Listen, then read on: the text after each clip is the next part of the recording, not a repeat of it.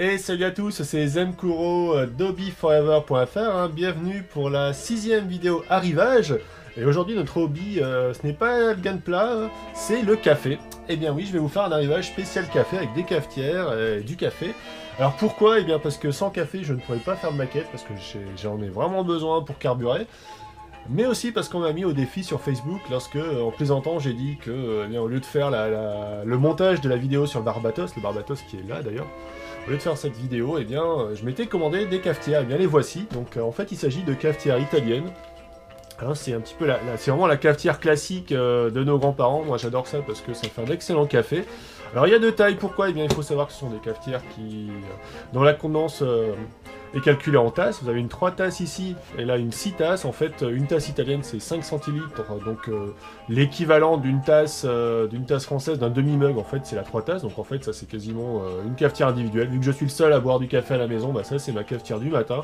Et puis, j'en ai quand même pris une un petit peu plus grosse, de 6 tasses, des fois que j'ai un ami qui vient à la maison pour pouvoir lui offrir en même temps le café. Alors, pour ceux qui ne connaissent pas les cafetières italiennes, comment ça marche? Eh bien, ça marche très simplement.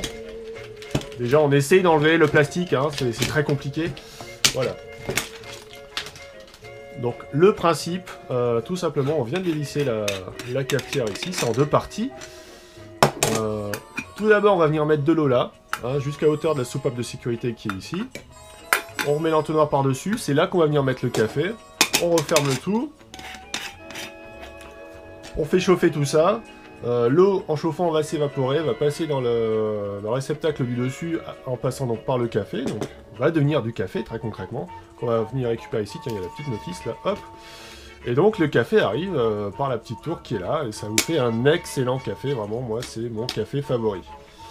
Mais ce n'est pas tout, je n'ai pas acheté que des cafetières. D'ailleurs, hop, la petite Bialetti avec le petit personnage Bialetti qui est une marque italienne renommée, c'est le numéro 1 de la cafetière classique. Donc celle-là, je l'aime beaucoup, elle est chromée, super rendue. Mais donc, j'ai pas acheté que ça, j'ai acheté un moussoir à lait, tout simplement, pour pouvoir faire ces cappuccinos. Donc en fait, vous mettez votre lait dans l'appareil et ça vous le transforme en mousse. Alors attention, unboxing exclusif du moussoir à lait Crémio de Melita.